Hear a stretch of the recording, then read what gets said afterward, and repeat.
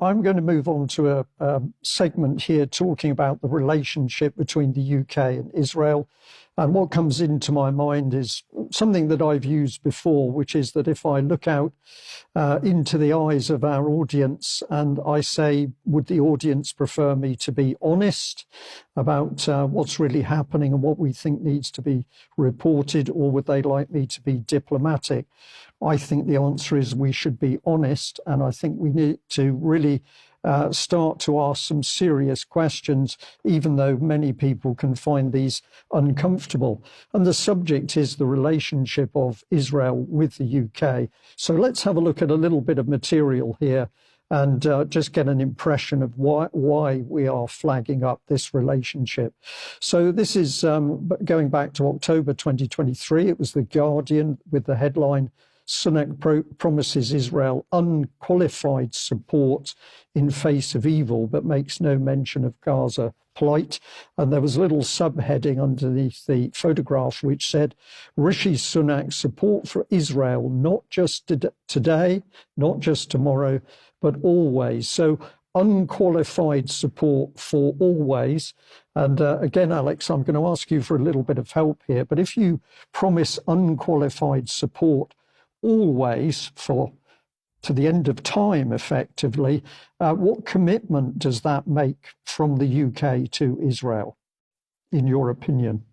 There's a single word for that at law, suzerainty, which is no longer being above the law, but being under the law of another country. It's also called being a vassal state.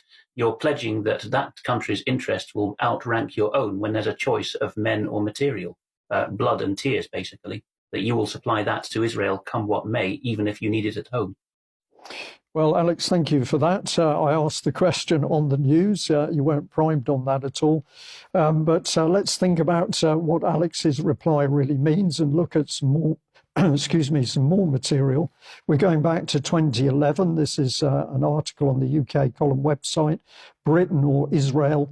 And what we're pointing out is that no person, particularly if you're a reader of the Bible, no person can have two masters, because they will love one and hate the other.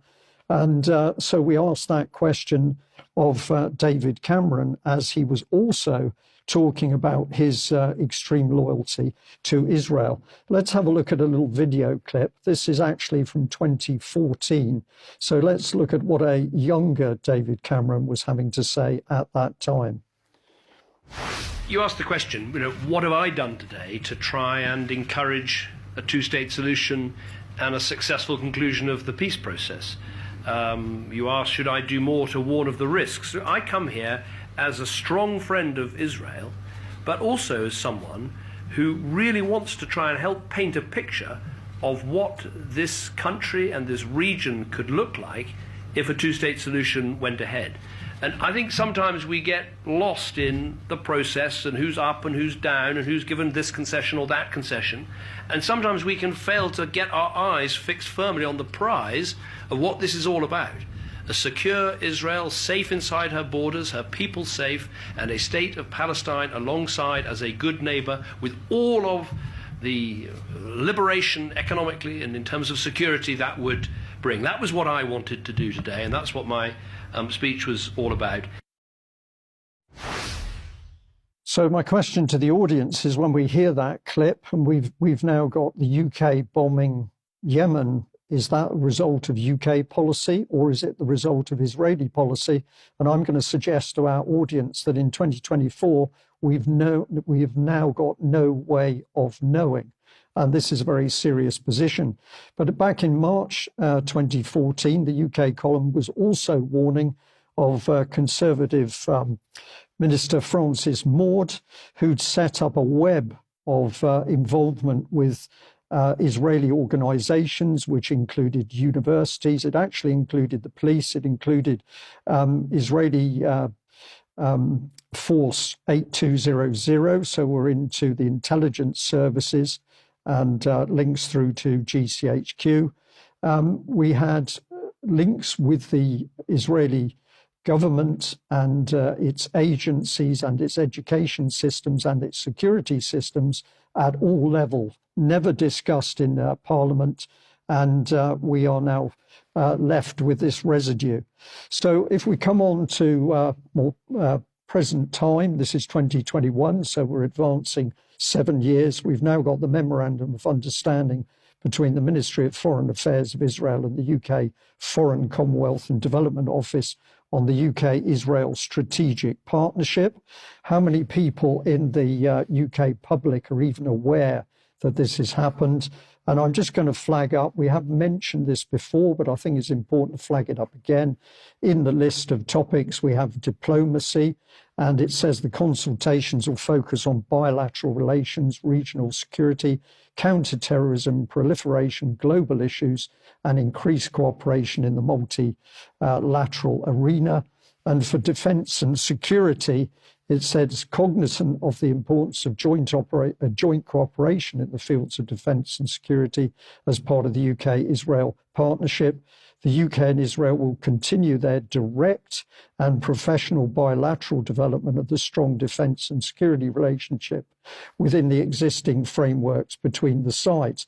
So we come back to the question that when we see events unfolding in the Middle East, are these the result of independent, sovereign UK policy, or are these the results of influence and control from Israel over the national government of the United Kingdom?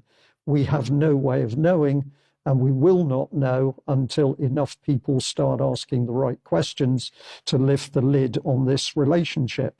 Sorry, just pop you back to Rishi Sunak again here. This is Jewish Telegraphic Agency with the question, where does Rishi Sunak, new UK Prime Minister, stand on Israel and Jewish issues? And of course, there was a glowing statement by Rishi Sunak here where he says that the apartheid claim of Israel is not only factually incorrect, but quite frankly offensive. Like any nation, Israel is not perfect, but it has a vibrant, multi-ethnic democracy with a free press and the rule of law. It stands as a shining beacon of hope in a region of autocracies and religious extremists. Do we believe that statement from Rishi Sunak? Well, many people clearly don't. And what is interesting is many of those people are actually Jewish, members of the Jewish community themselves. There's a recent London protest where we can see some of the signs here, one of which says that the state of Israel does not represent world Jewry. Are these opinions reported in UK? No, they're being censored. Apologies.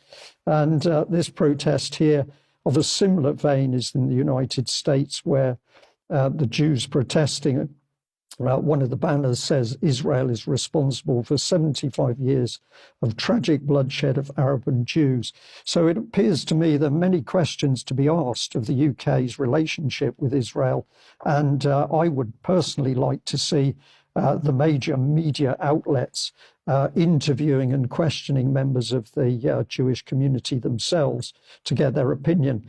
Alex, we're very short of time, but if you've got any comment on my little analysis there, I would be interested.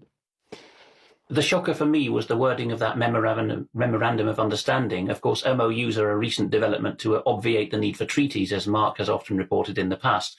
That text doesn't seem to me to have been proofread, let alone written, not even proofread by the Foreign Office or the Cabinet Office.